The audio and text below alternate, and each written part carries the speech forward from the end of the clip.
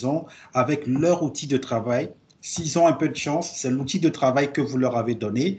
Sinon, si l'entreprise n'a pas beaucoup de chance, c'est l'outil de travail du salarié qu'il continue à utiliser et il rentre avec, via cet outil de travail, dans le système d'information de l'entreprise. Donc, les salariés ont besoin d'un ordinateur. Les salariés ont besoin d'une connexion Internet. Les salariés ont besoin d'applications de présence. Je pense notamment au chat, à l'email, au web conferencing. Les salariés ont besoin d'un téléphone pour certains. Les salariés ont besoin d'un espace dédié de travail. Donc ça, c'est l'environnement de quelqu'un qui est à la maison. Bon, par défaut, il a accès à un email, il a accès à une solution de chat, il a accès à une solution de vidéoconférence.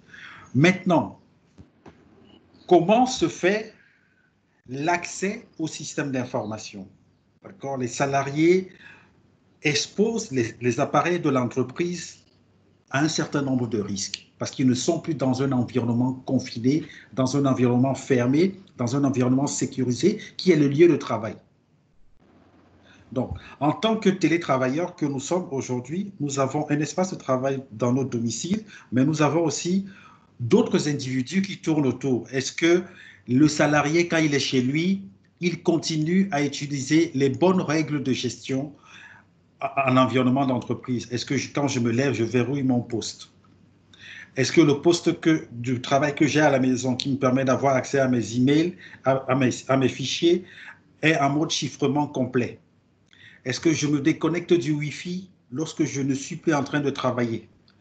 Est-ce que je renouvelle mon mot de passe lorsque le temps de le renouveler est arrivé? C'est-à-dire pour certains au bout de 30 jours, pour d'autres au bout de 80 jours, 90 jours. D'accord?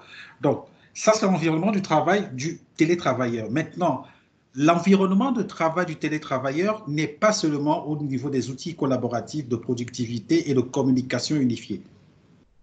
Il va aussi avec l'accès au réseau et au système de l'entreprise. Et c'est ça qui nous réunit cet après-midi pendant 1 heure et quart.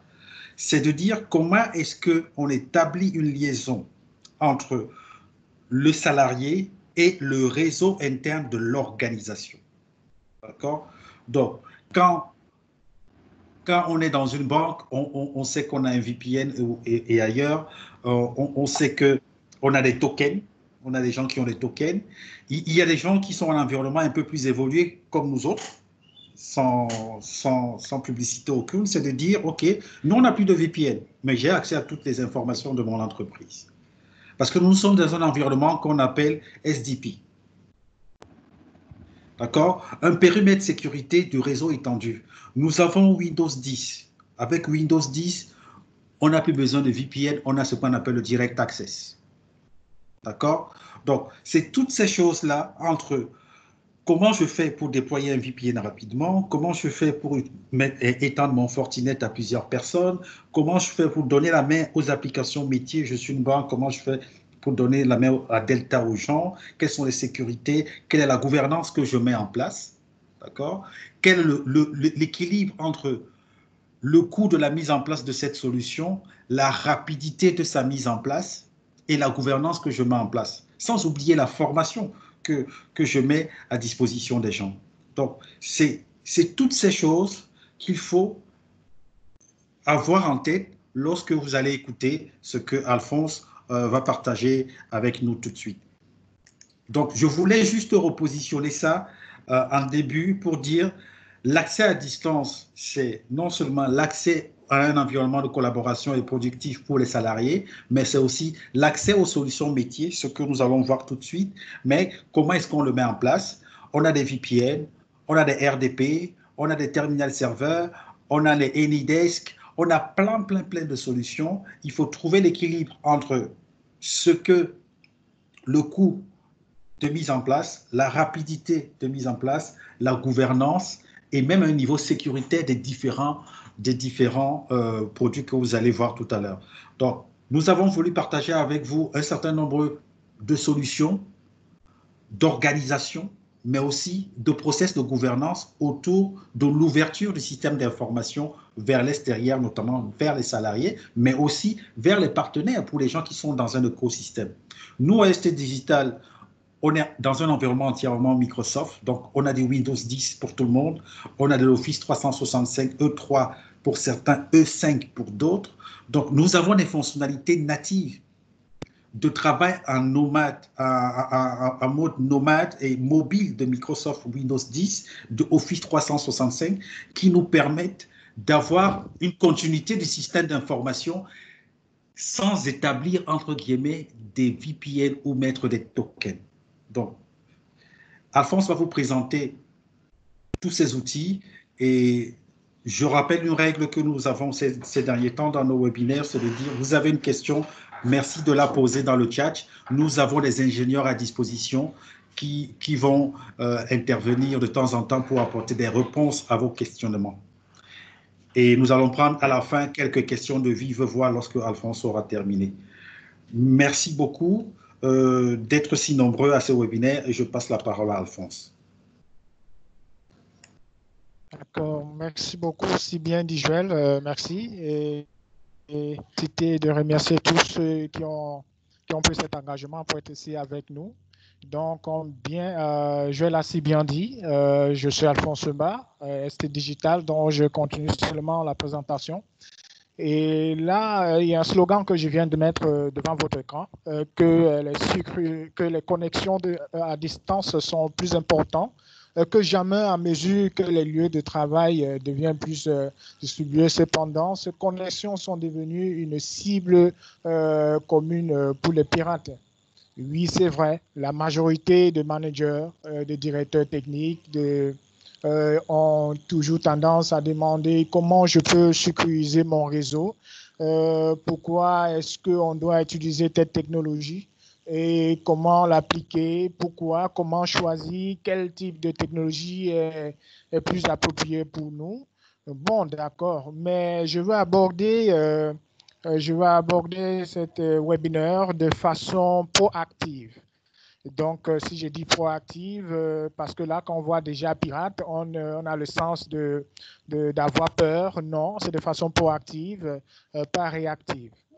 Donc, auparavant, par exemple, vous êtes les IT, je pense, c'était une corvée d'essayer de configurer peut-être votre ordinateur afin que vous puissiez y accéder à distance. Hein.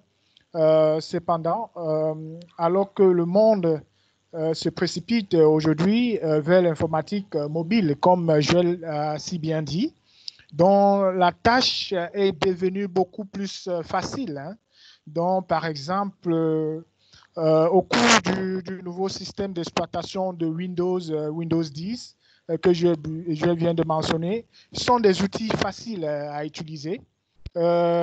Qui concourt pour vous permettre de connecter à distance votre smartphone, par exemple, qu'il s'agisse d'un téléphone Windows ou Android ou iOS, dont Apple, à un ordinateur de bureau.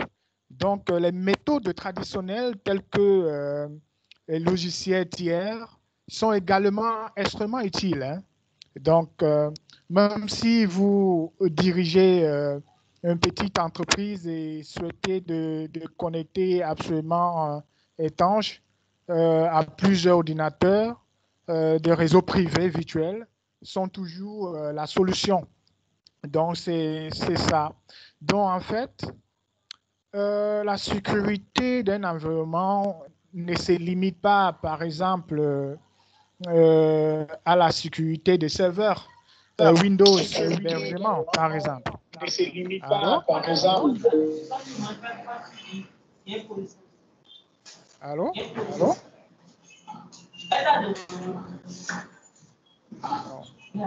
Vous m'entendez?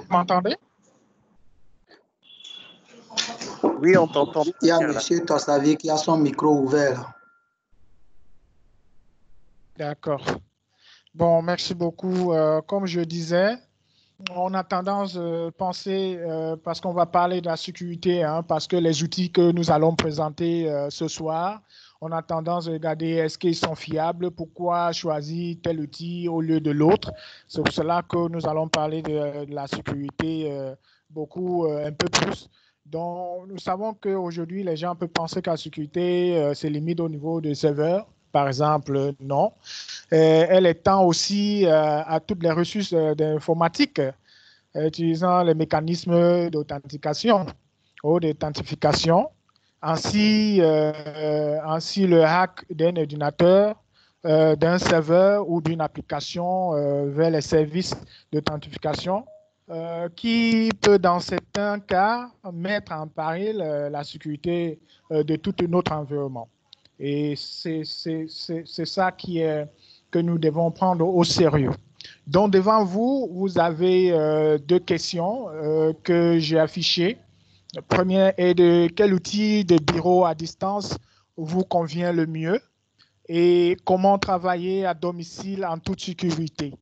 Donc, je laisse les participants à répondre à ces questions silencieusement. On prend le temps de répondre. Vous pouvez écrire vos messages et balancer vers le système messagerie. Donc, vous allez répondre ça de façon individuelle maintenant. Donc, vous avez pratiquement 1 à 2 minutes à répondre à ces questions. D'accord. Donc, comme je le disais, aujourd'hui, la plupart des outils d'accès à distance, comme les bases de RAP et le VN, sont vulnérables.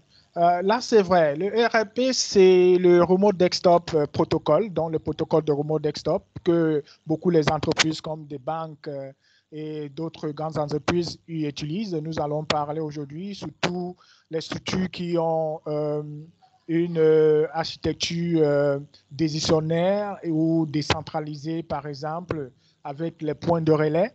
Ils ont tendance à utiliser le EDP, qui est le Remote Desktop Protocol. Donc, peut-être ceci va vraiment être utile pour vous. Et comme je disais, même les outils qui sont un peu populaires aujourd'hui, comme le TeamViewer et le Login, certains savent déjà, mais beaucoup plus le TeamViewer. Mais peut-être ça va être un peu choquant pour vous, que présente également des faiblesses qui peuvent mettre votre entreprise en danger. Mais ne soyez pas peur, mais c'est rien que pour être conscient de certaines mesures de sécurité que vous devez mettre en place avant de pouvoir déployer ces logiciels ou ces applications. Donc, je veux aller directement aux 6 fonctionnalités essentielles que votre logiciel d'accès à distance devait avoir pour sécuriser votre réseau d'entreprise. Donc, je vais seulement lister les 8. Le premier, c'est si l'application que vous voulez utiliser doit pouvoir faire authentification centralisée ou décentralisée. On va parler un peu plus de ça. Et vous avez le deuxième point, l'application doit avoir la possibilité de contrôle d'accès d'avance.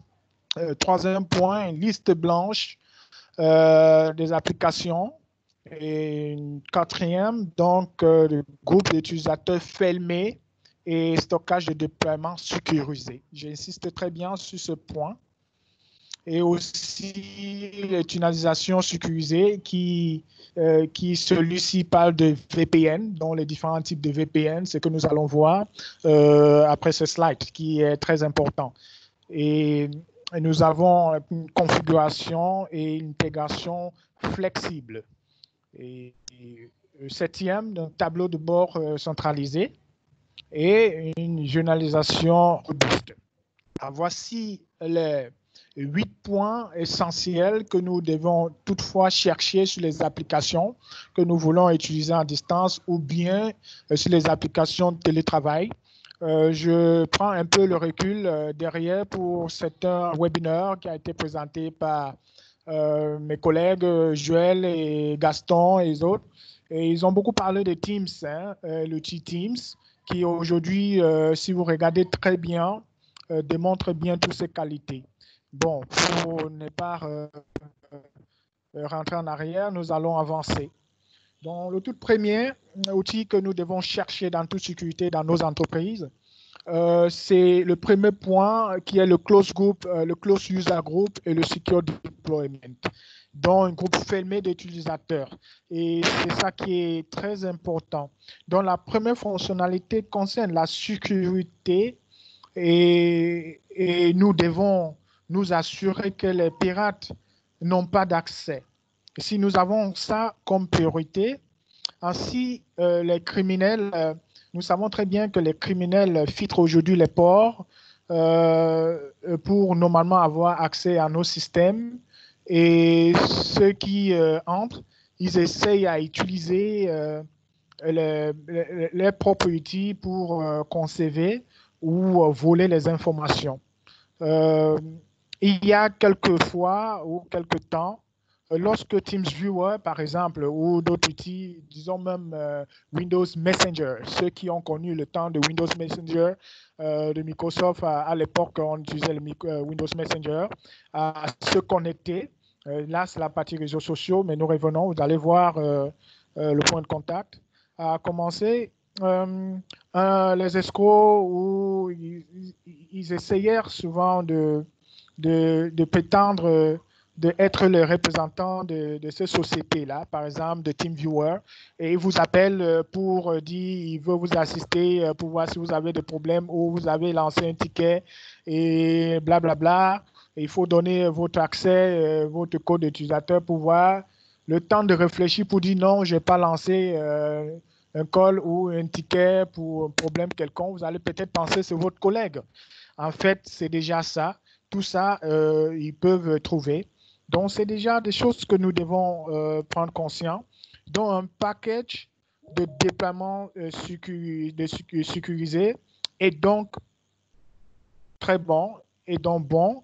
Et on doit refléter un certain niveau de sécurité grâce auquel un bon mécanisme d'authentification doit être présent aussi. Parce que si nous n'avons pas un bon mécanisme d'authentification, ça ne va pas être facile pour nous de pouvoir savoir exactement qui a logué, à quelle heure et pourquoi. En tout, nous devons y faire tout dans le même point final, hein, ou ce qu'on appelle en anglais le endpoint, qui est très important. Donc, c'est déjà ça avec Secure Deployment. Et le deuxième point, qui est Advanced Access Control, nous voyons très bien l'importance de IP Address Filtering. Et de là, nous voyons très bien ce second point est très essentiel pour nous, pour pouvoir filtrer les adresses, par exemple. Et comment filtrer les adresses?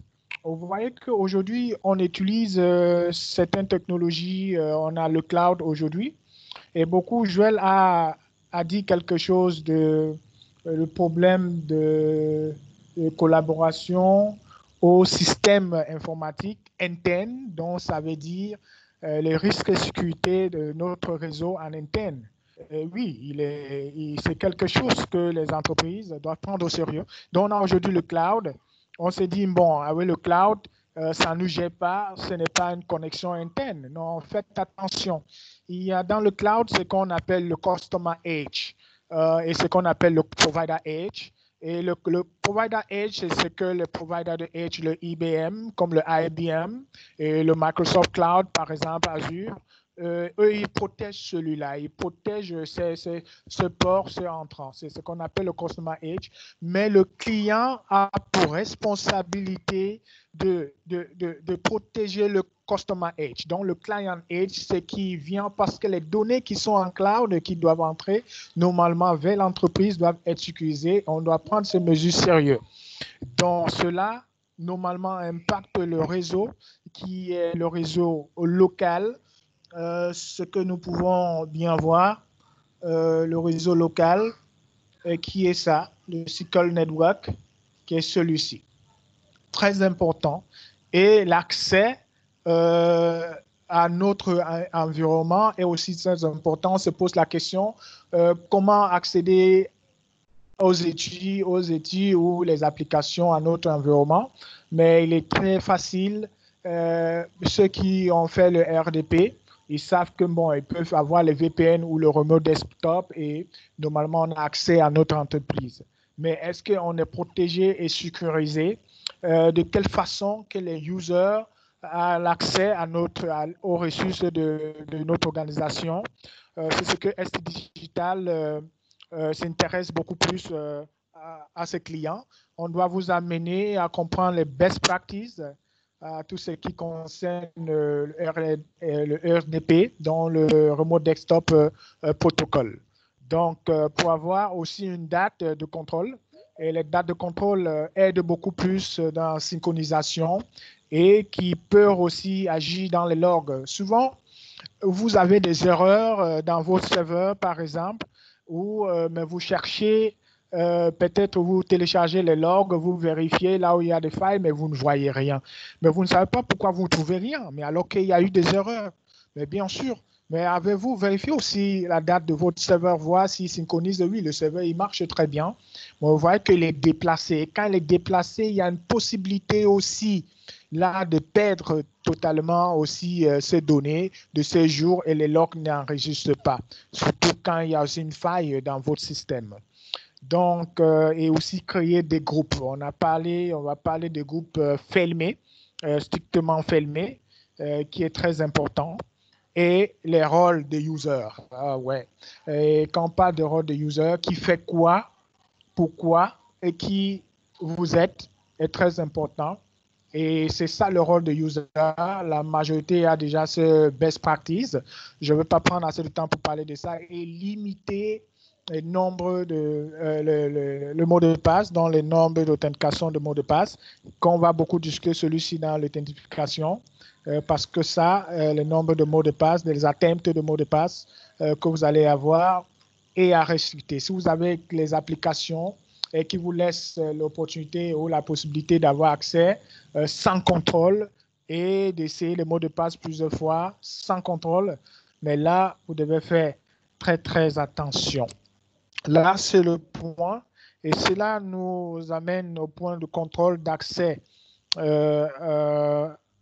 avancé, par exemple, centralisé. Et maintenant, pour pouvoir centraliser, la centralisation qui est ce point, après avoir fini le deuxième point sur les caractéristiques les plus importantes, nous voyons que pour centraliser, la centralisation d'authentification, c'est quelque chose aussi que souvent on nous pose la question, est-ce qu'il faut centraliser ou il faut décentraliser? Non, pour cela, je pense que la décision de centraliser ou décentraliser l'authentification de vos utilisateurs doit être le fruit d'une analyse approfondie, hein, de la sécurité de votre système d'information. Donc, il faut tout temps ou toutefois faire cette étude-là. Cependant, il y a une règle, cette règle reste universelle. Hein. Pour ceux qui ont fait le IT Service Management, ils vont comprendre cette règle. La règle dit, si votre application au système est critique pour votre entreprise et que vous n'êtes pas confiant à la sécurité de votre environnement, alors il est fortement conseillé d'utiliser une méthode d'authentification décentralisée, donc créer des comptes d'utilisateurs locaux différents pour chaque système critique. Bon, ça, c'est déjà une règle universelle et qui reste, mais ça va dépendre normalement des études, les analyses et les études que vous allez faire. Donc, je pense, si cela est bien compris, on va prendre la partie application whitening, qui sort de la partie authentification de user. Parce que si les users doivent être authentifiés, OK, d'accord. Mais maintenant, l'application whitening agit comment? Bon, regardez par exemple, ces listes blanches d'applications.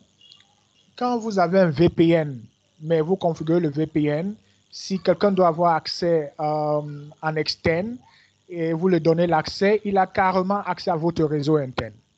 Carrément accès total, votre système. Donc, celui-ci, c'est déjà aussi un risque. Donc, pour ne pas dire que le VPN seul ne suffit pas pour le dire, donc ça veut dire qu'il va falloir qu'on crée des politiques pour normalement permettre rien que l'application que les utilisateurs externes doivent avoir accès à ces applications-là. Donc, ça fait partie de ce qu'on appelle l'application whitening, que nous devons prendre au sérieux. Bon. Et là, le secure tunneling, qui est la partie que nous allons parler, qui est carrément VPN, comme on est en train de dire. Celui-ci, on va parler de différents types de VPN. Pourquoi nous avons besoin de ces différents types de VPN? Quels sont les avantages des différents types de VPN et normalement les faiblesses? Et vous proposez aussi peut-être d'autres vendeurs qui vous offrent les solutions pour votre entreprise pour les solutions VPN. Donc, le secure tunneling est très important parce que la règle, l'art, c'est de pouvoir sécuriser toutes les données qui est dans notre entreprise, dans notre organisation et que personne n'y avoir accès. C'est vrai qu'on utilise les outils ou les applications en externe pour avoir accès à nos systèmes, mais est-ce que les mécanismes de contrôle, d'authentification, de cryptographie, cette application supporte? Et si la question c'est non, on doit commencer à s'interroger de bonnes pratiques. C'est déjà les points très importants et qui nous amène sur le slide qui est devant vous, l'authentification centralisée ou décentralisée. C'est ça. Quel est l'avantage d'appliquer une authentification centralisée? Donc, je le lis directement devant vous, dit, l'utilisateur n'a besoin de connaître qu'un seul compte et mot de passe pour accéder à un grand nombre de ressources informatiques. Donc, beaucoup plus pour les gens qui utilisent le Active Directory, c'est ça qu'on va parler de SSO, a pour avantage à faciliter grandement la gestion de comptes d'utilisateurs parce que le Active Directory a un canal des utilisateurs que sur ce base d'utilisateurs, bon, d'accord. Mais vous voyez, c'est ça. Mais l'authentification centralisée aide à ce que nous on crée des groupes. Par exemple, s'il n'y a qu'un seul groupe et qu'on permet à ces groupes d'avoir accès à l'extérieur. Mais ça va être le contraire avec décentralisé, ce que nous allons voir. Et quel est l'avantage? Et l'avantage, continue à dire, ça facilite grandement la gestion des comptes d'utilisateurs, de la création et suppression, tout offrant une expérience d'utilisation simplifiée aux utilisateurs. Là, c'est très simple, c'est bien. Mais à ses défauts, l'inconvénient, du point de vue de donc, il y a un single point of failure. Donc, un single point of failure, c'est ce qu'on craint parce que s'il y a une attaque sur ça, donc ça veut dire que tous ceux qui sont dans ce groupe de Active Directory a été immobilisé. Et si l'environnement ou le compte a des privilèges, ça donne déjà accès à toutes les ressources de notre environnement ou de notre entreprise ou de notre organisation. Et c'est déjà ça. Si vous voyez, vous allez faire le choix. Mais on n'est pas en train de dire pour faire une authentification centralisée. Non, il y a des best practices et les best practices pour le faire, c'est de normalement créer les groupes de Active Directory que vous allez créer, doivent être ciblés rien que pour l'utilisation, peut-être pour les utilisateurs externes par exemple. Donc, pour l'authentification décentralisée, l'avantage, c'est la sécurité d'une application dépendra beaucoup moins de la sécurité de votre environnement. Donc, plus difficile à sécuriser. Là, c'est quelque chose.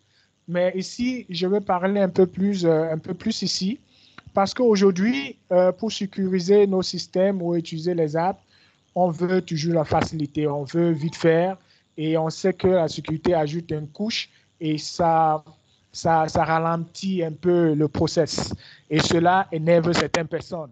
Donc, il faut qu'on mette les procédures, je parle n'importe quoi, peut-être chap-chap, comme les gens le disent, pour peut-être avoir accès à nos systèmes.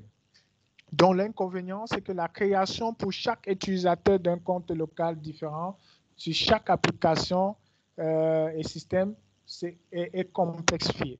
Et la gestion de comptes d'utilisateurs, normalement, et la création et la suppression est tellement difficile pour supprimer ce compte-là. Souvent, on les cherche si on en a créé autant, ou souvent, quand on a changé de main, on a passé la main à un autre gestionnaire ou à un autre IT, ça devient un peu complexe. si on n'a pas les best practices pour noter tout cela. Donc, l'expérience utilisateur s'en trouve complexifiée, comme je viens de le dire, et si le Active Directory est carrément trop chargé, il peut poser aussi des problèmes de mise en disponibilité. Pourquoi? Parce que souvent, vous allez voir le Active Directory qui part offline. Là, ce n'est pas expérience. On pourrait parler celui-ci après si quelqu'un a quelques doutes ou a quelques questions sur la disponibilité de Active Directory lorsque ça arrive au système d'authentification décentralisé en créant des groupes de Active Directory différents, plusieurs, et attribués aux utilisateurs. Comment les manager? Quelles sont les best practices? S Digital va vous accompagner à tout ça. Ce sont les solutions qu'on offre à nos clients.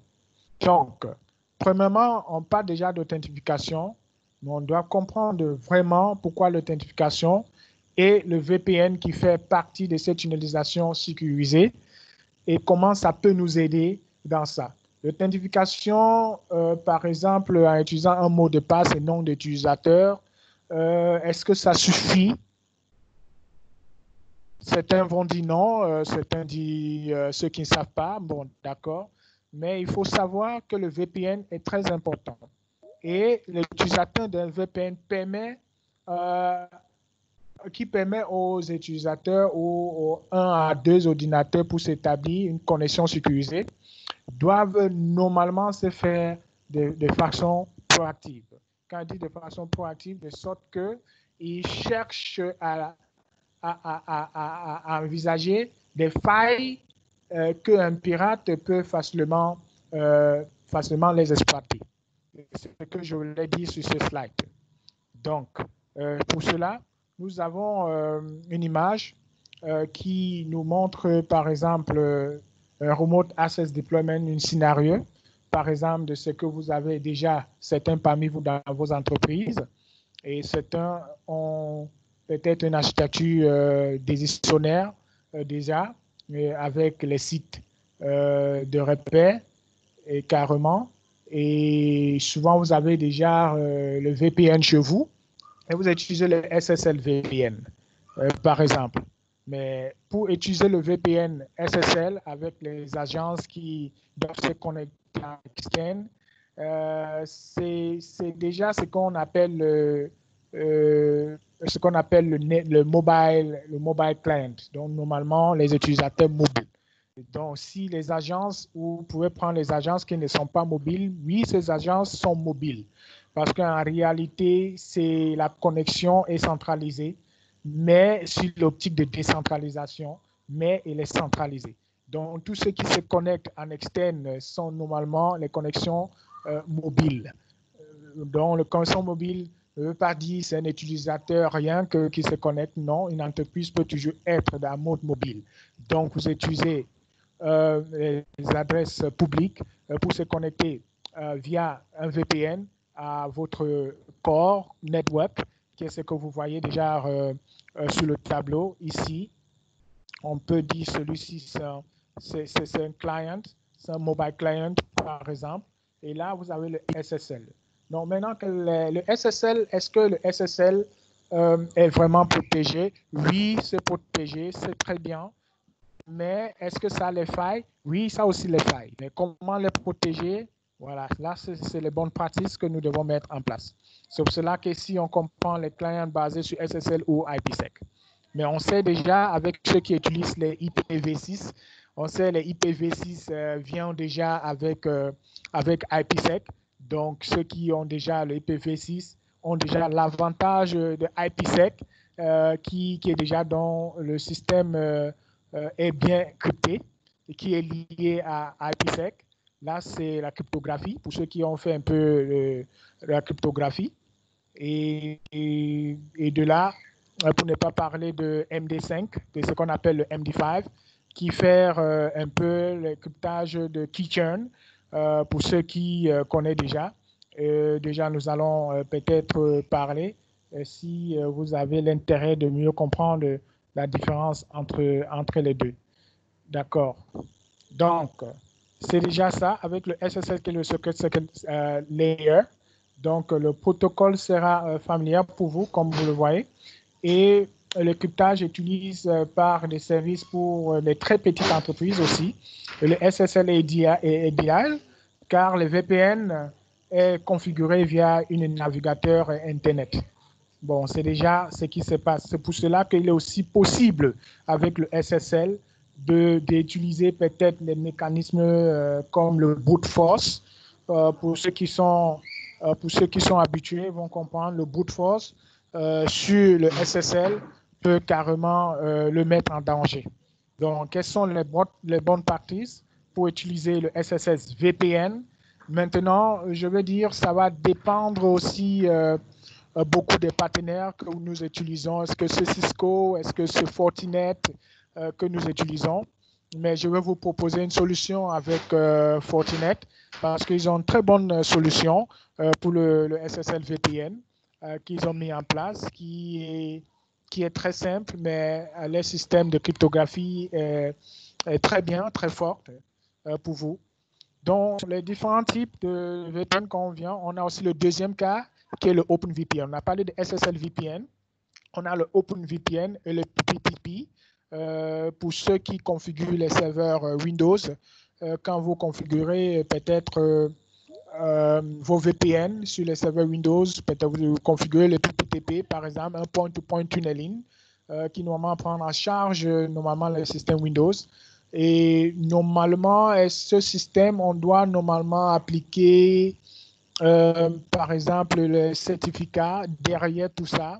Et le système de cryptage, pour ceux qui utilisent les clés de 32 bits, les clés de 64 bits, les clés de 128 bits et les clés de 286 bits, qui est très important. Maintenant, le niveau de cryptage, c'est ça qui est très important, mais ça nous amène d'utiliser les third parties pour pouvoir initier, pouvoir bien le configurer et avoir un process clean.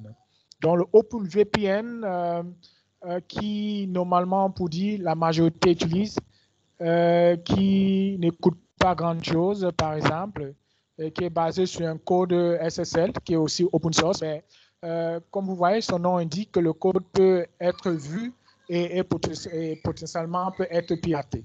Et c'est le cas avec les sites web aujourd'hui, ou par exemple les sites web qui ont le SSL. Souvent même, il y en a certaines sociétés, plus grandes sociétés qui utilisent le SSL version 3, par exemple. Bon, on me demande, ça c'est SSL par défaut, mais en même temps, ils utilisent. On se demande est-ce que l'encryptage est fort, de quel niveau ça encrypte les fichiers. Mais il faut comprendre le niveau de cryptage normalement de VPN parce que ça encrypte, c'est pour rendre la possibilité des pirates d'avoir les informations en externe difficile. Parce qu'aujourd'hui, pour ne pas parler trop sécurité, rien n'est impossible.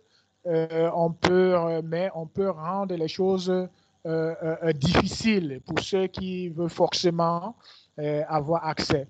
Pour ces raisons, on envisage de normalement protéger notre entreprise et de tout temps, je l'ai très bien dit, ce sont des mesures que je vais donner à la fin. Quelles sont les mesures, les bonnes pratiques à faire? Je vais donner tout ça à la fin. Il doit y avoir des mots de passe, des bons mots de passe. Par exemple, on va y arriver. Et le quatrième, que le IPsec, ce que je viens de parler, qui est le Internet Protocol Security, et qui utilise le L2TP, qui est le Layer 2 Tunneling Protocol. Et le Layer 2 Tunneling Protocol, certains font confusion avec le PPTP parce que, comme vous venez de voir, ces VPN sont plus sécurisés que le PPTP, mais fonctionnent comme le PPTP. Mais sont plus complexes à configurer parce que derrière ça, il y a les certificats que vous allez ajouter derrière le IPsec. Et ce qui est très bien pour la technologie aujourd'hui, par le temps qu'on utilisait les IPv4, qu'on était très, très limité avec les protocoles de sécurité. Par exemple, pour ceux qui ont utilisé normalement le système GRP, OSPF, les OSPF, par exemple, quand les paquets routent normalement sur le réseau, il a pour vocation à être rapide. Le fait d'être rapide, normalement, le faire carrément de jeter les paquets, parce que si l'authentification avec le host se prend assez longtemps, il peut jeter les paquets et en perdant ce paquet-là, ça laisse une faille et ce faille, maintenant, les pirates peuvent facilement les pirater. Je pense que sur ce niveau, au niveau de routage et commutation, et on peut bien expliquer le processus de L2TP, dans le Layer 2 Tunneling Protocol. Donc, pour proposer avec Fortinet, Fortinet a une très bonne procédure, système avec le FortiGate. Il vous offre le FortiClient qui va vous permettre SSL VPN avec un full tunneling remote user. Mais pourquoi un full tunneling remote user? Parce qu'aujourd'hui, avec le télétravail, avec le COVID-19 qui existe, on a besoin d'avoir le système, accès à nos systèmes à la maison, surtout ceux qui sont dans les banques qui ont déjà les VPN. Mais pourquoi pas avoir, si vous avez déjà un Fortinet, un FortiGate chez vous, mais pourquoi faire SSL VPN en utilisant un FortiClient? Si vous n'avez pas une licence FortiClient, vous pouvez vous connecter avec SC Digital, avec nous, on vous propose une bonne solution. J'ai un FortiGate au bureau.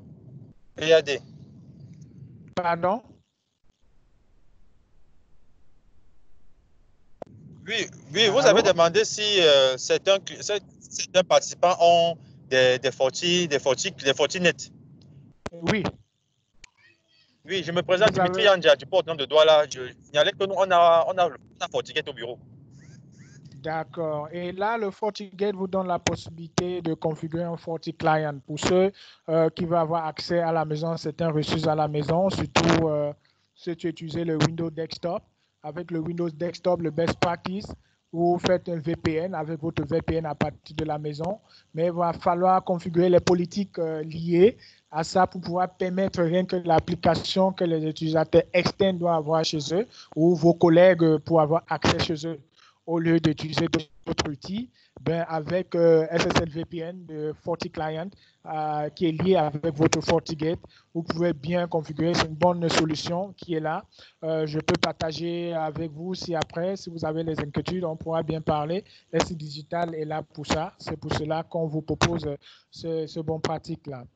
Donc, c'est ça. Donc, il vous donne un système très sécurisé. Mais pourquoi je dis un peu très sécurisé?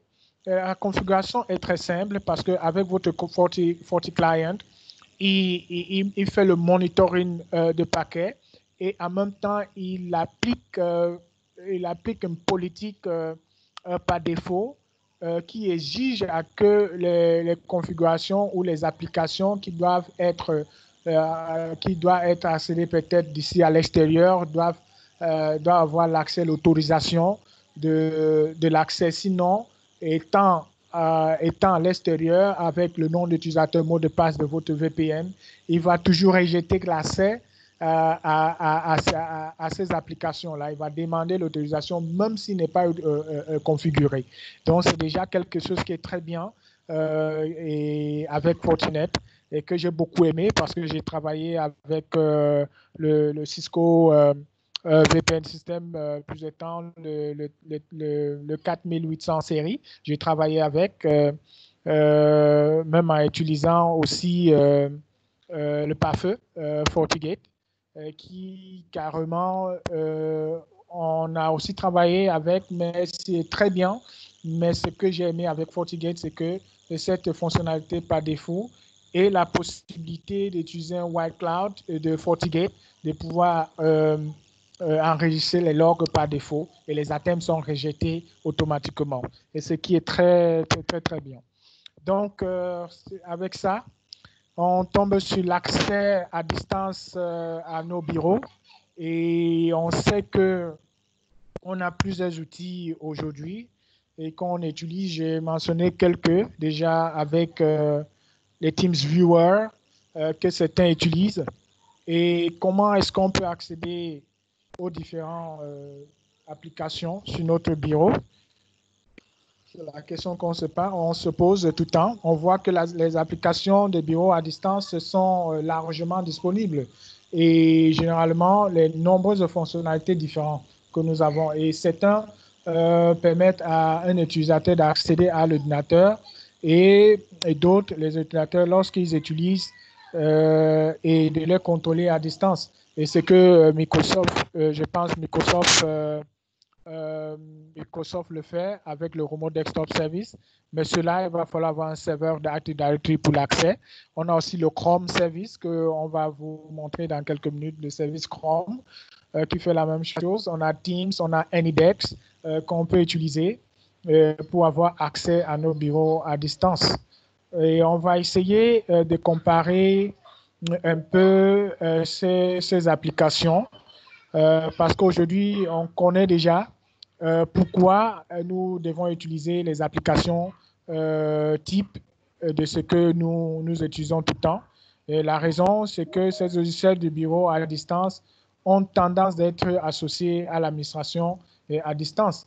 Et par les personnels informatiques, on a tendance de se déplacer physiquement chez nous. Peut-être on a peut-être une intervention ailleurs et il y a un souci à une agence ou dans le bureau. Est-ce que nous allons prendre le vol pour rentrer? Là, on a la possibilité de se connecter là où on est et résoudre le problème. Je pense que ceci, tout le monde sait pourquoi on a besoin de ces applications ou de ces outils-là pour pouvoir accéder à nos machines à distance. Et beaucoup plus dans notre situation au pays qu'on envisage déjà un lockdown pour ne pas trop dire quelque chose. Bon, je dis comme ça. Hein. Donc, on a besoin d'avoir une bonne mémoire, des best practices et comment on peut bien appliquer ce système d'accès au bureau à distance. Donc, il existe les nombreux. Vous avez les TeamViewer. Est-ce que quelqu'un dans l'audience a déjà utilisé GoToMyPC, par exemple, ou LogMailing?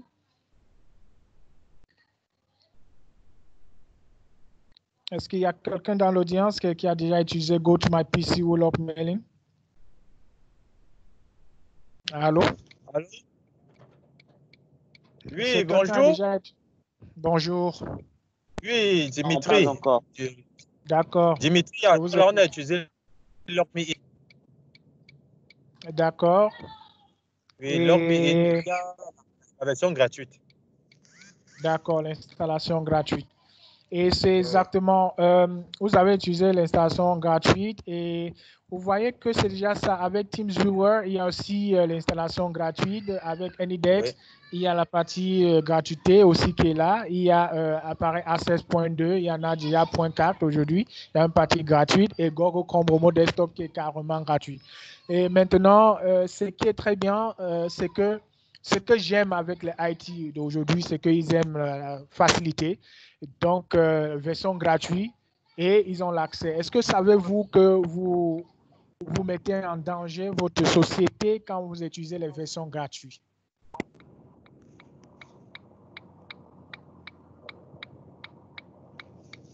Allô? Oui, je suis avec vous. Oui, c'est pour ça qu'on n'utilise plus ça. C'est pour ça qu'on utilise maintenant le Forti client de Fortinet pour les VPN. Mais avant, on a travaillé un temps avec LogMeIn. Mais depuis qu'on a le FortiGate, on utilise le VPN, la solution de VPN de FortiGate. Donc, c'est beaucoup plus sûr, quoi. D'accord. Merci beaucoup pour ce commentaire. Là, vous avez par exemple TeamViewer. Pour ceux qui ne savent pas ce qu'est TeamViewer, on vous propose déjà quelques outils ou les applications que vous pouvez utiliser en interne. Par exemple, avec TeamViewer, il vous connecte directement sur le PC et il peut avoir accès sur votre PC si vous créez un nom d'utilisateur, mot de passe et puis vous utilisez le unattended mode. Malheureusement, c'est en anglais, comme on est bilingue, je pense que vous me comprenez. Le unattended mode, d'avoir accès sans intervention. Et de là, vous avez accès à vos systèmes. Mais il y a quelque chose que nous devons prendre au sérieux. S'il y a quelqu'un dans votre bureau,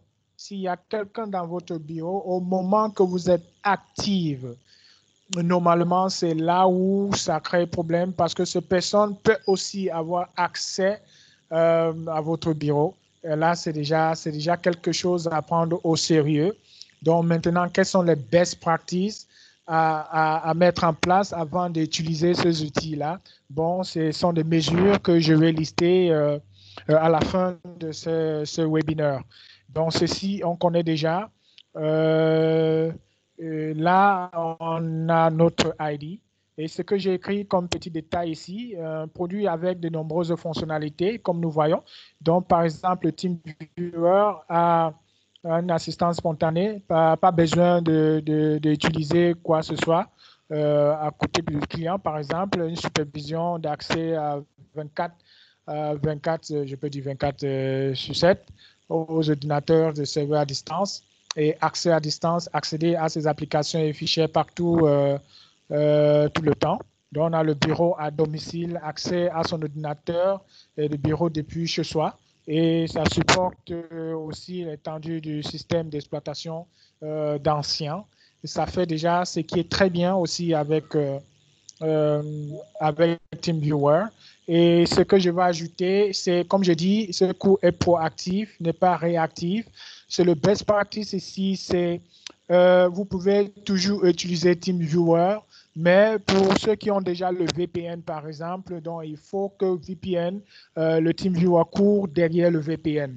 C'est le best practice que je suis en train de vous donner aujourd'hui. Il ne faut pas simplement utiliser TeamViewer, mais il faut que TeamViewer court derrière le VPN. Donc, le VPN doit être actif avant d'utiliser TeamViewer. Là, ça aide à ajouter une couche de sécurité. Normalement, si il y a les entrants de réseau au niveau de routage et qui peut normalement bugger les systèmes, ou s'il y a normalement un man in the middle, les attaques comme le man in the middle attack, que ça pourra vous protéger contre toutes ces attaques-là. Bon, là, c'est pour que nous soyons conscients, hein, je répète encore. Allô? Oui, allô? je vous écoute. Oui, excusez-moi. Martio Serré de la BDAC. Je suis le jeune de Brazzaville, je suis au siège Haïti.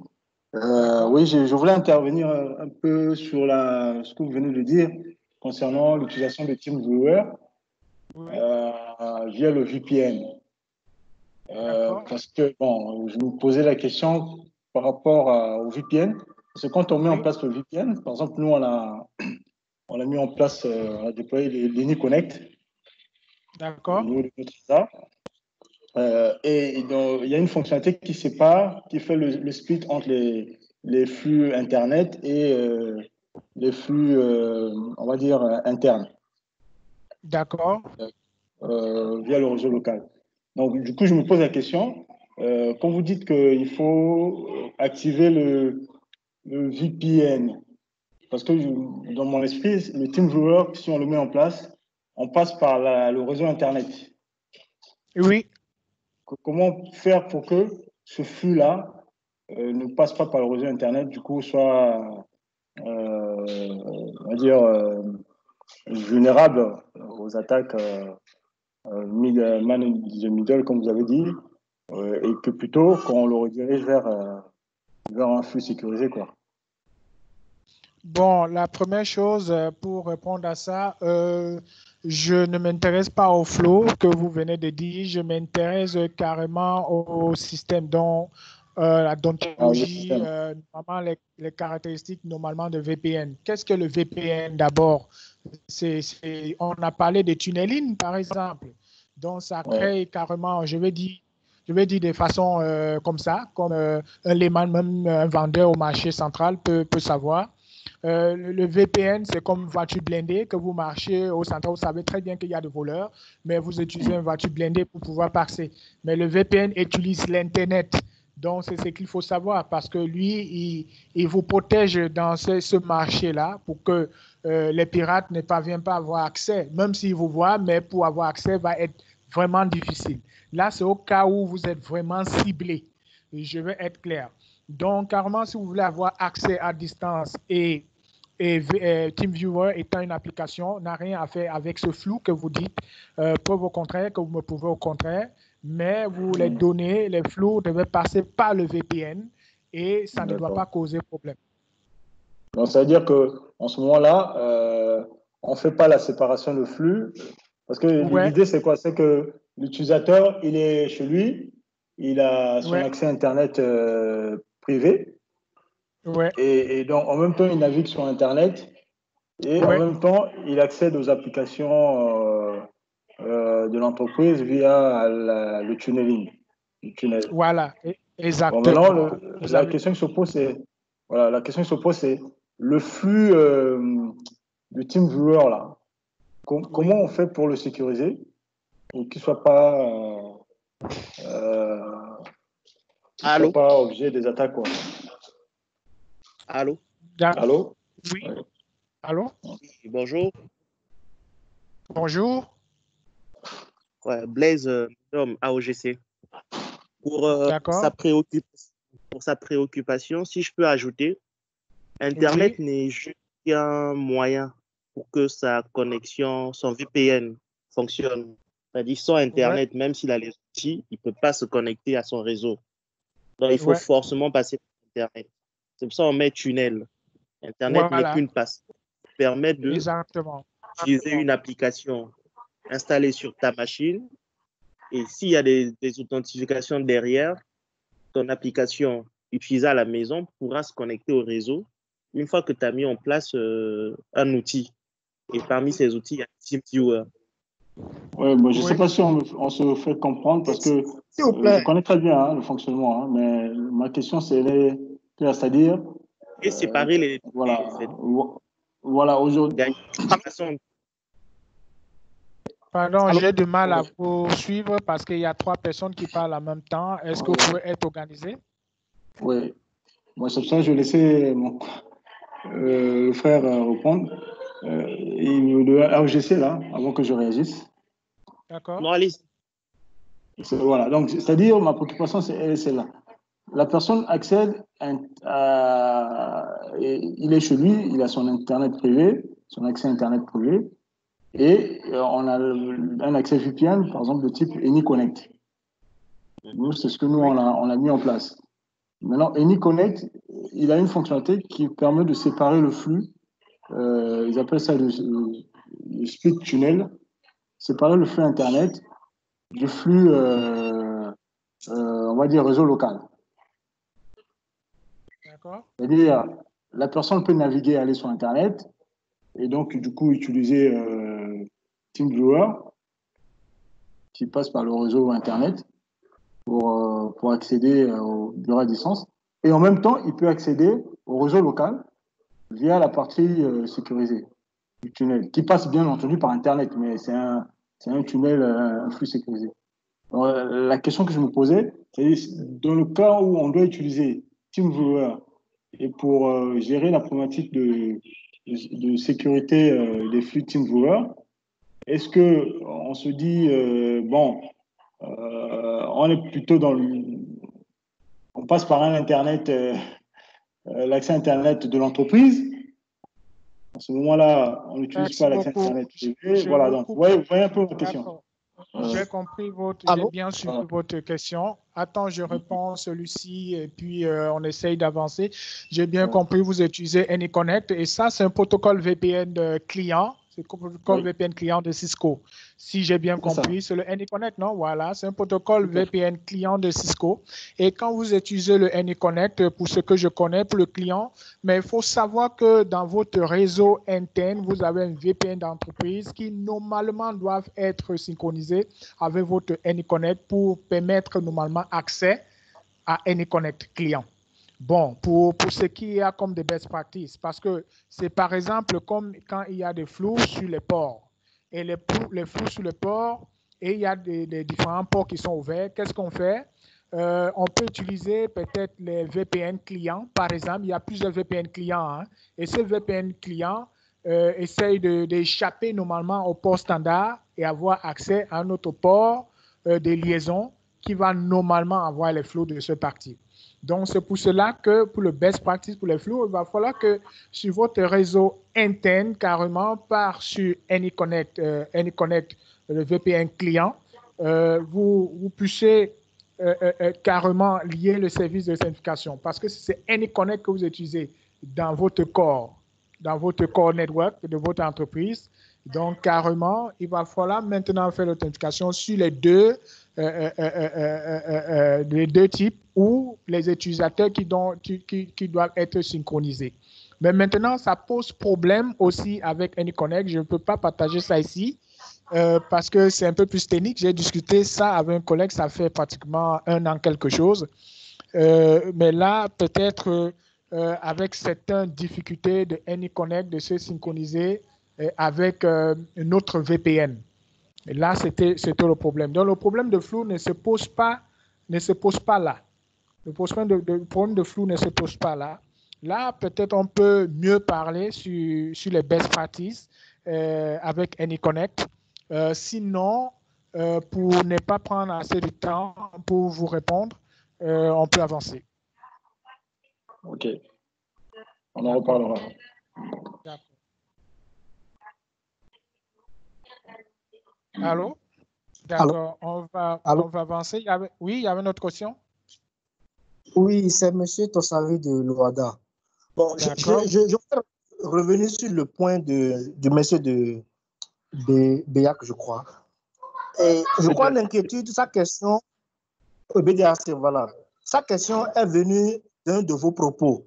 Quand vous présentez les possibilités de TeamViewer, j'ai entendu rapidement que quand on est connecté sur TeamViewer, pour garantir plus la sécurité, pour renforcer la sécurité, il faut accompagner la connexion TeamViewer d'une liaison VPN. C'est rapidement ça qui a fait qu'il a pris la parole. C'est justement, moi, je me demandais, est-ce qu'il y a une fonctionnalité de TeamViewer qui nous échappe, puisque moi, j'utilise TeamViewer quand c'est nécessaire, et pour l'entreprise, pour notre organisation, on utilise des FortiClient, donc SSL, et il n'est même pas encore arrivé de me retrouver obligé à me connecter en VPN et me connecter également en TeamViewer, puisque quand j'ai en VPN déjà, c'est que j'ai accès aux applications, aux ressources que j'ai autorisées. Et quand je me connecte sur TeamViewer, c'est pour accéder également à une ressource précise. Et donc, les propos ont créé un petit doute dans ma tête. Le temps d'activer mon micro, lui aussi, il a posé le même problème. Et donc, je ne sais pas si c'est nous qui avons mal compris, en fait. Merci. D'accord. Exactement. D'accord. Là, c'est super. Il y a une fonctionnalité de TeamViewer pour le VPN. Donc, si vous regardez très bien le TeamViewer VPN setup, vous allez trouver, il y a une fonctionnalité pour le TeamViewer VPN, donc pour créer un Virtual Private Network VPN. Vérifiez cela et vous me revenez. Vous avez tout le temps de vérifier. On a encore webinaire, il y a cette possibilité-là. D'accord. OK. On va avancer. Donc, on a aussi Pareil Access. Avec Pareil Access, c'est un outil aussi qui vous permet d'avoir accès aussi à distance à votre bureau. Donnez-moi, d'accord. OK. À votre bureau. Donc, ils ont les fonctionnalités comme authentification sur Facebook pour se connecter rapidement ou simplement. La capacité à lancer les applications de bureau d'une simple étape, par exemple, clic, dont une nouvelle explorateur de fichiers qui permet aux utilisateurs de iOS de rapidement naviguer et ouvrir aussi des fichiers sur les appareils à distance. Donc, ça, c'est la capacité de changer la définition de l'écran pour mieux s'adapter aux différents types des appareils. Donc, c'est ça. Vous pouvez aussi essayer d'utiliser Pareil Access. Et là, c'est une des anciennes applications. Donc, il y a aussi AnyDex. Et ce que j'avais oublié de dire, comme il y avait autant de questions qui ont été soulevées, c'était que vous savez que les versions gratuites, souvent, ça fait redémarrer peut-être les applications. C'est ce que certains font. Et les vendors ont la capacité, ont un système de collecter aussi les informations. C'est pour cela qu'ils vous demandent de vous abonner tout le temps. Et cela, il va tout le temps faire dans production. Il faut tout faire pour éviter d'utiliser les cracks ou les versions gratuites. C'est ce qu'il faut faire si vous êtes dans un grand environnement. Si c'est pour une utilisation personnelle qui n'a rien à faire avec votre organisation, d'accord. Mais les cracks ne sont pas autorisés. Et normalement, parce que vous savez très bien ce que les cracks font, ils ouvrent les ports selon les analyses de sécurité, ça ouvre les ports et ça envoie carrément les données à l'extérieur. Donc, Anydex aussi est une application que je vois que beaucoup aujourd'hui utilisent Anydex pour aussi connecter. Il y a aussi le Unattended Mode que vous pouvez avoir accès à votre serveur à distance. Bon, ce que j'ai aimé, c'est aussi si vous avez déjà le système RDP comme le Remote Desktop Service, comme celui de Microsoft, carrément, est-ce que vous avez besoin encore des outils comme Anydex ou TeamViewer? Non, vous n'avez pas. C'est rien que de mettre en place les best practices pour pouvoir vous connecter à votre serveur. Mais pour les autres utilisateurs, oui, vous allez normalement utiliser peut-être ces applications-là pour qu'ils travaillent dans les bureaux. Donc, c'est déjà quelque chose aussi avec Google Chrome Remote Desktop qui est carrément free, dont vous pouvez le télécharger. Apparemment, vous cliquez simplement et vous ajoutez sur votre browser et il est gratuit et c'est aussi sécurisé. Ça crée un endpoint, un one-to-one, un point-to-point avec votre machine, pardon, et vous avez accès à vos machines au bureau. Donc, Chrome, Remote Desktop, vous pouvez aussi bien l'utiliser. Donc, c'est la même chose aussi avec VNC Connect. Pour ceux qui ne savent pas, cet outil est très, très, très, très performant parce que vous pouvez utiliser aussi avec les Apple, les Linux, les systèmes Linux et ça fonctionne vraiment très bien. Ça a une prise en charge multi-plateforme. Il y a une authentification, il y a le chiffrement AES et aussi un transfert facile de fichiers et vous pouvez essayer ces outils-là. Donc, qu'est-ce qu'il y a comme mesure déjà? Ce qui est là comme mesure, vous voyez que ce qui est comme mesure, c'est d'auditer votre réseau pour les systèmes qui utilisent le RDP pour la communication à distance. Donc, désactiver le service s'il n'est pas nécessaire ou installer les correctifs disponibles. Il y a aussi, on peut parler les utilisateurs peuvent aussi avoir besoin de travailler déjà avec les fournisseurs des technologies pour confirmer que les correctifs n'affecteront pas le processus de système. C'est déjà quelque chose qui est très bien fait comme mesure. Donc, vous pouvez aussi vérifier que toutes les instances des machines virtuelles basées sur le cloud avec une adresse IP publique ne disposent pas de ports RDP ouverts. Quand je parle de port RDP dans le Remote Desktop Protocol ouvert, en particulier le port, vous connaissez le port 3389, le point 3389 dans 3389, sauf s'il existe une raison, je ne sais pas, je dis n'importe quoi, une raison commerciale valable de le faire placer tout système avec un port RDP ouvert derrière un pare-feu et demander aux utilisateurs d'utiliser un réseau privé, donc qui est un VPN, puis accéder vers le pare-feu. Parce que ce qui est très important, si vous avez RDP, il faut le mettre derrière le pare-feu. Parce que les recherches sécurité montrent qu'il y a une grande faille et avec le brute force, il est facile d'avoir accès. Donc, inviter des mots de passe, donc activer par exemple les mots de passe forts et des politiques de verrouillage des comptes pour vous défendre contre les attaques brute force. Donc, ça, c'est une mesure à prendre. Donc, vous avez besoin de le faire. D'appliquer l'authentification à 2 facteurs ou multifacteurs. Donc, l'authentification à 2 facteurs ou multifacteurs. Déjà, pour ceux qui utilisent le FortiGate, ils ont déjà cette possibilité de faire les authentifications multifacteurs. Aussi, il y a les applications, je pense, c'est TeamViewer. L'autre qui fait aussi une authentification multifacteur, c'est possible. Et là, c'est très important. Il faut maintenir une bonne stratégie de sauvegarde. C'est déjà quelque chose à faire lorsque vous travaillez à distance. Il faut avoir une bonne stratégie de sauvegarde.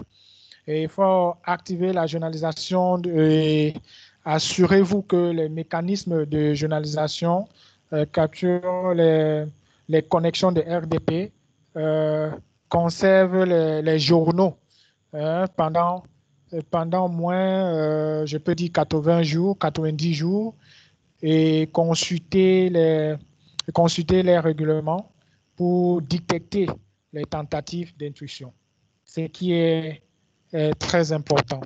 Donc, assurez-vous que les tiers qui nécessitent un accès RDP sont tenus de suivre les politiques internes sur l'accès à distance.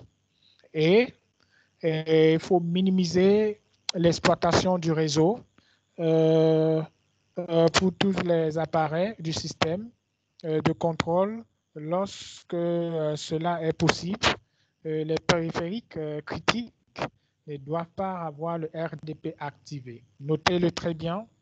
Et là, au fini, comme mesure, régler et limiter les connexions RDP externes ou internes lorsque un accès externe aux ressources internes est risqué. Donc, utiliser des méthodes sécurisées telles que le VPN. La reconnaissance de VPN n'est aussi sécurisée que les appareils connectés. Là, ce sont des mesures que je mets en place pour que vous puissiez le suivre et lorsque vous travaillez en externe. Et c'est très bien, ce sont les best practices. Donc, notre approche, nous, ST Digital, c'est de changer l'expérience de nos clients. Et c'est pour cela que vous êtes là. Donc, ce webinaire est fait pour vous apporter les best practices et pour vous éveiller un peu normalement de ces différentes technologies et aussi d'améliorer vos procédures d'opération. Qui est très important, comment les améliorer. On est là pour vous amener à le faire et d'apprendre à transformer votre business model. Ce que nous faisons déjà avec certains de nos clients que nous avons. Donc, et aussi le fermer et gérer aussi le changement. Et c'est le changement que nous voulons. Et comme ST Digital dit toujours, the sky is not your limit, but your mind is. Donc, on vous remercie beaucoup. On va passer à la phase questions. Donc, des questions. D'abord, je vais commencer par les 2 questions que j'ai posées dès au début. Est-ce que vous pouvez me dire les 2 premières questions? On commence d'abord avec ça. Je prends maintenant des questions.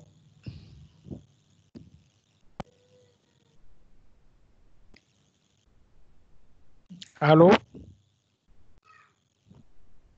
Bonsoir à tous. Bonsoir. Oui, moi c'est Frem depuis Cotonou. D'accord.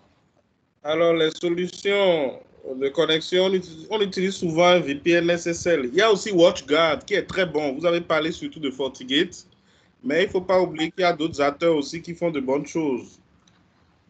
Il y a WatchGuard qui est un truc propriétaire également, avec VPN SSL qui fait exactement les mêmes choses que FortiGate. Tu as la possibilité de configurer des accès aux applicatifs que tu souhaites que les utilisateurs puissent avoir en itinérance.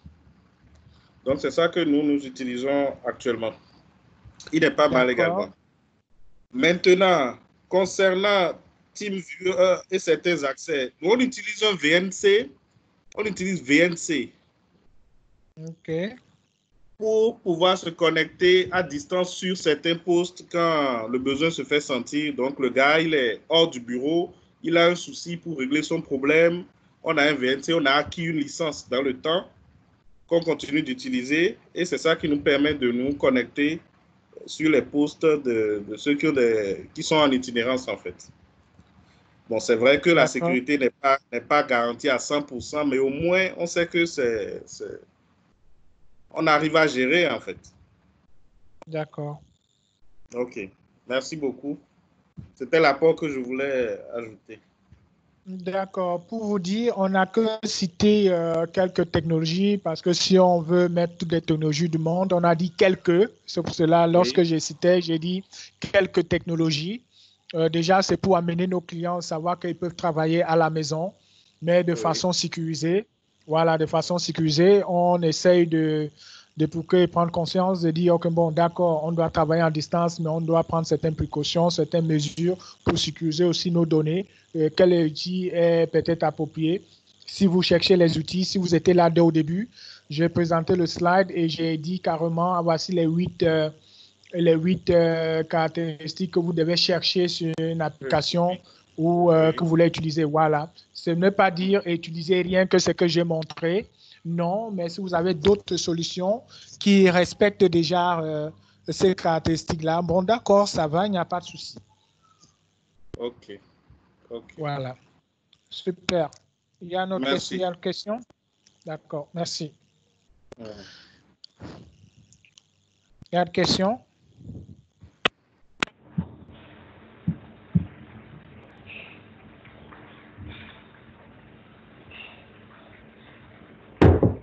Bonjour, Annick Kouassi. Bonjour. De Medium Tech.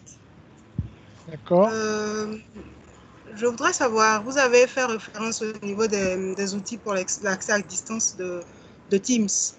Je voudrais savoir comment il peut être utilisé en fait pour de l'accès à distance, vu que c'est vraiment la première fois que je le vois comme ça, un outil d'accès à distance en fait. Non, bon, d'accord. Merci beaucoup pour votre question. J'ai seulement indexé Teams.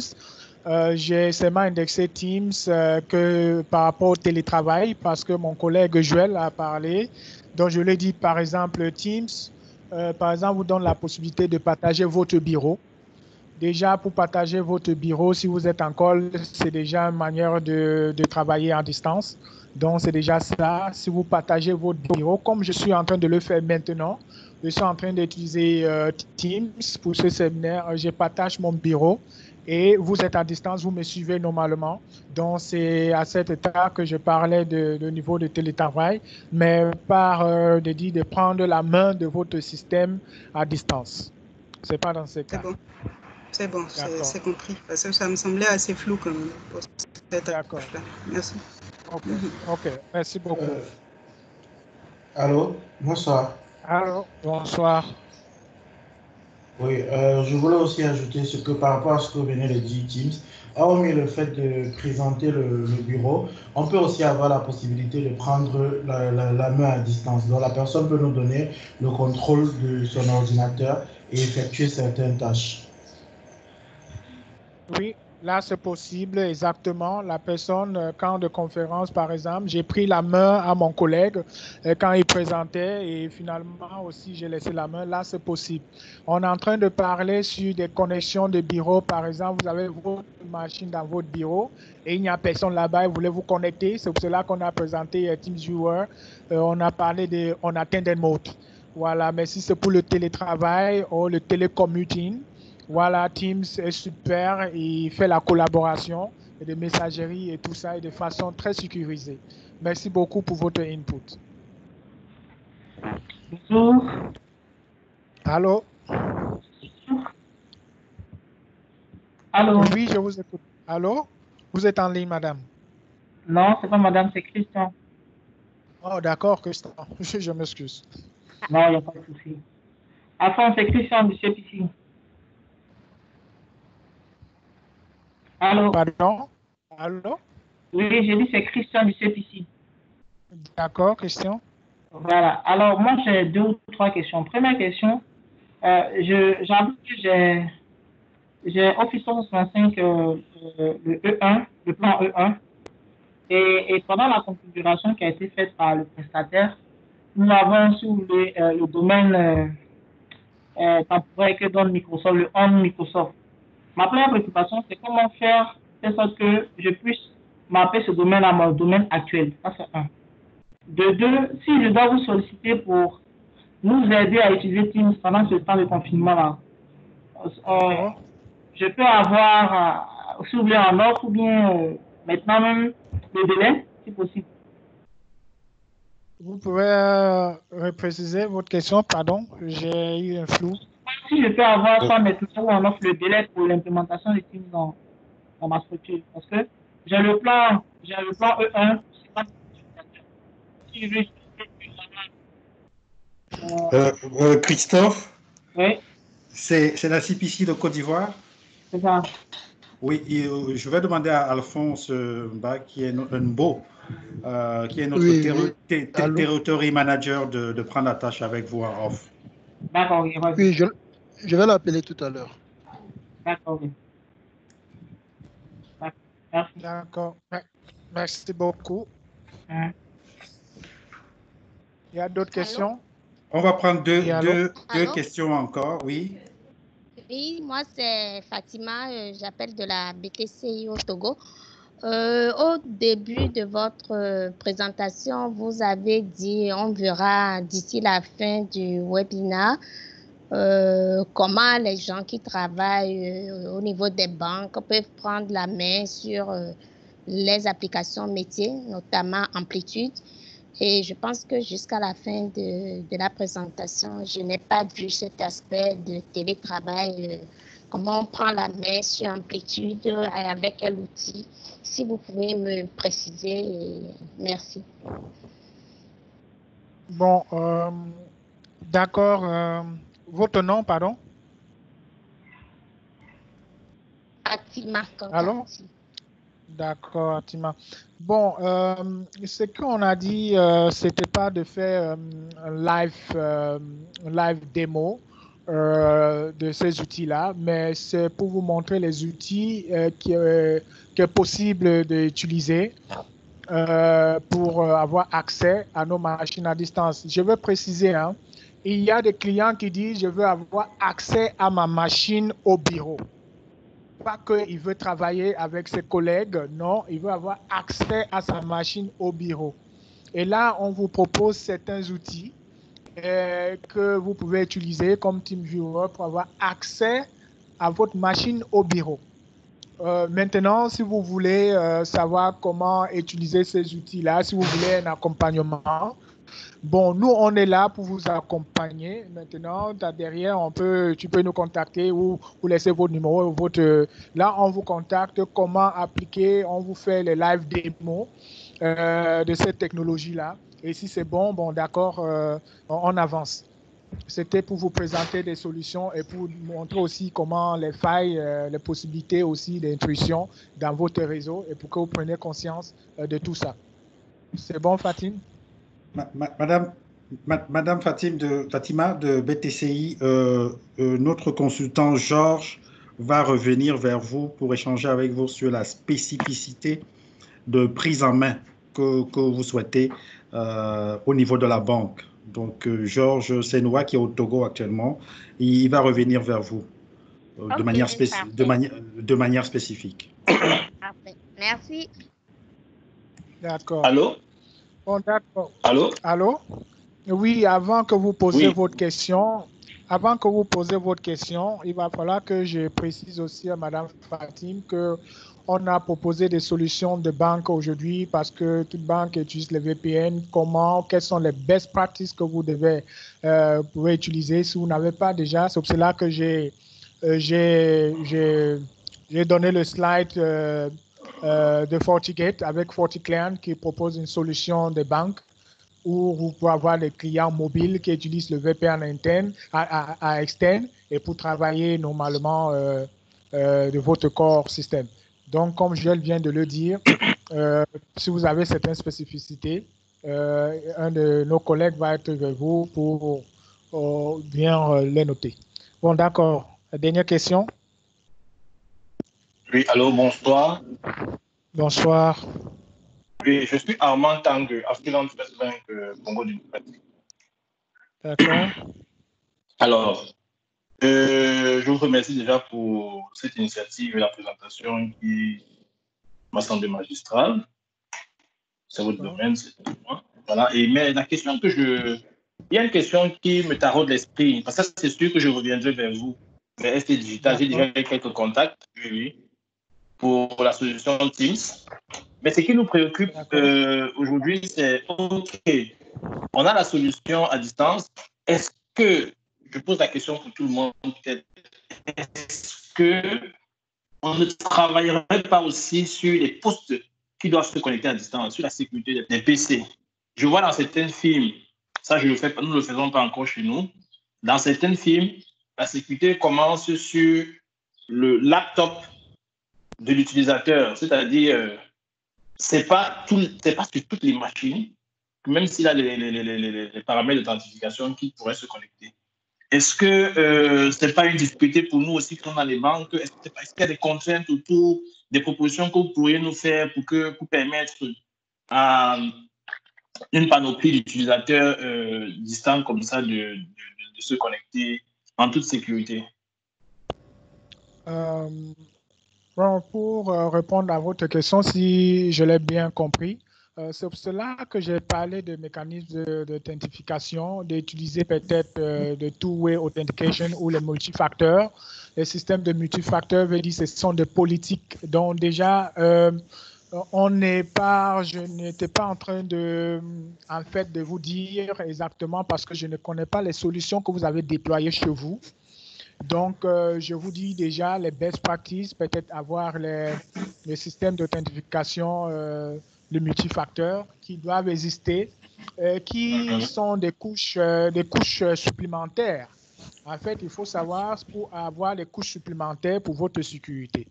Maintenant, si c'est pour utiliser Teams, déjà, je peux vous dire que Teams déjà garantit en quelque sorte un certain niveau de sécurité qui est très bon parce que ça vous exige déjà d'être dans votre organisation et créer normalement les équipes. Et les équipes qui sont dans votre organisation ont un système de sécurité cryptographique à peu près 128 bits en même temps, et qui est lié à votre compte, votre domaine et votre tenant.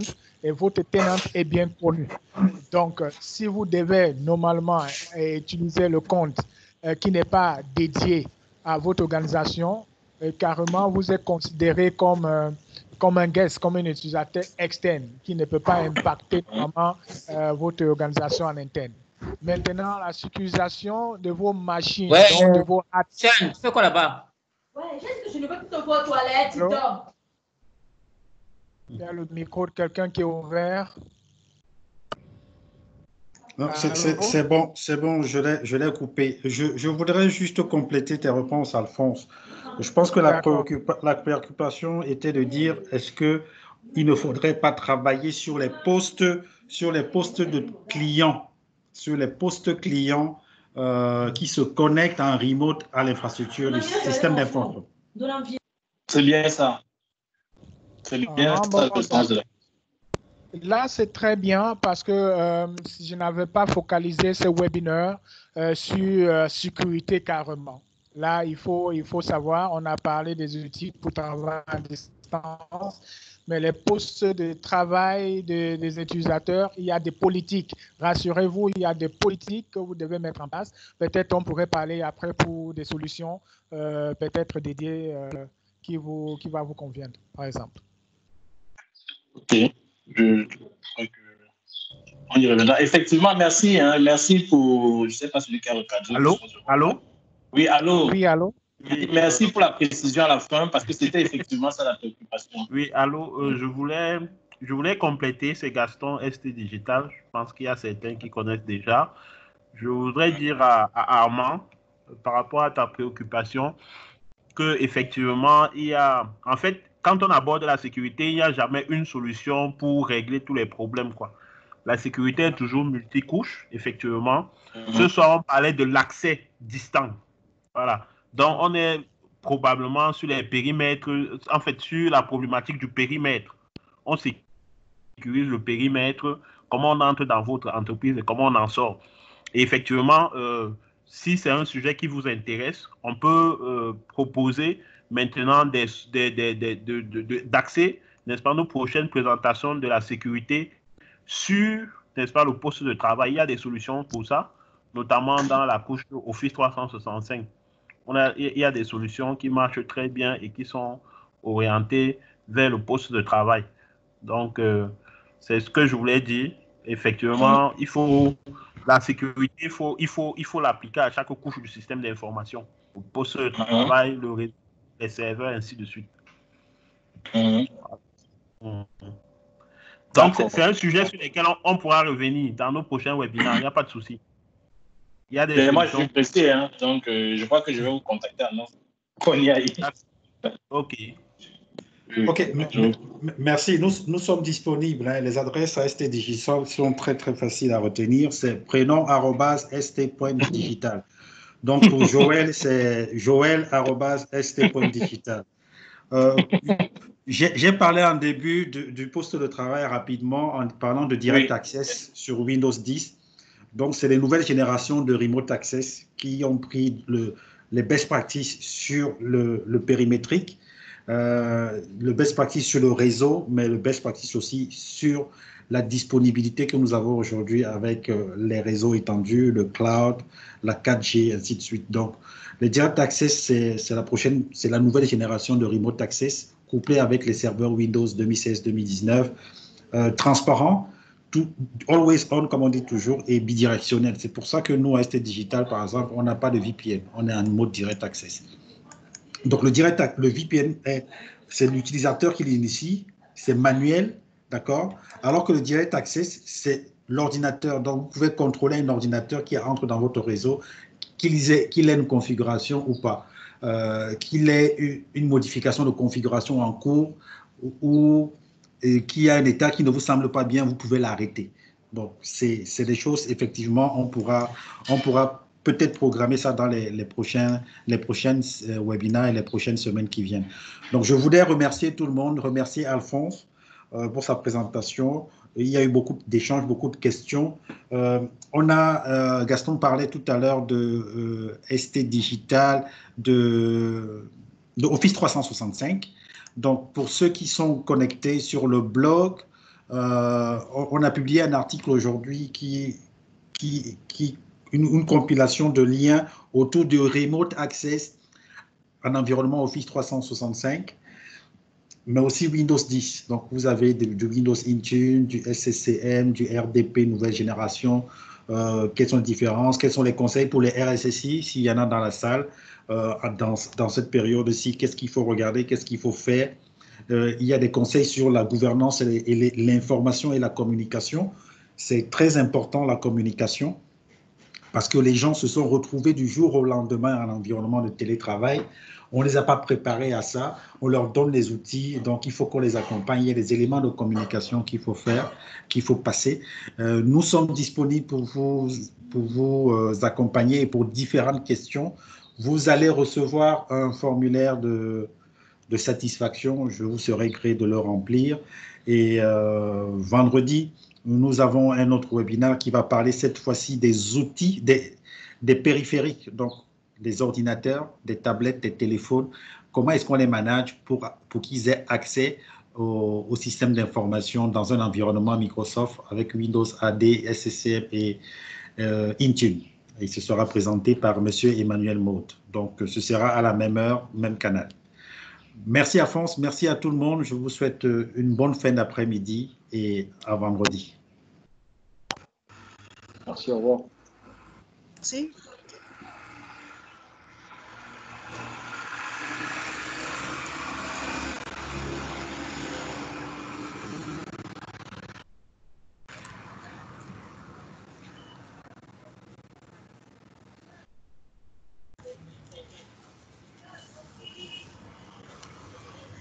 C'est bien. C'était gratuit. C'est gratuit. C'est une boîte en fait qui est en train de vendre ses. Tu avais ces links? Non, c'est le truc de la chambre de commerce. J'ai rappelé les gars et ils m'ont inscrit à une autre séance aujourd'hui. Et vendredi, on a sur Team.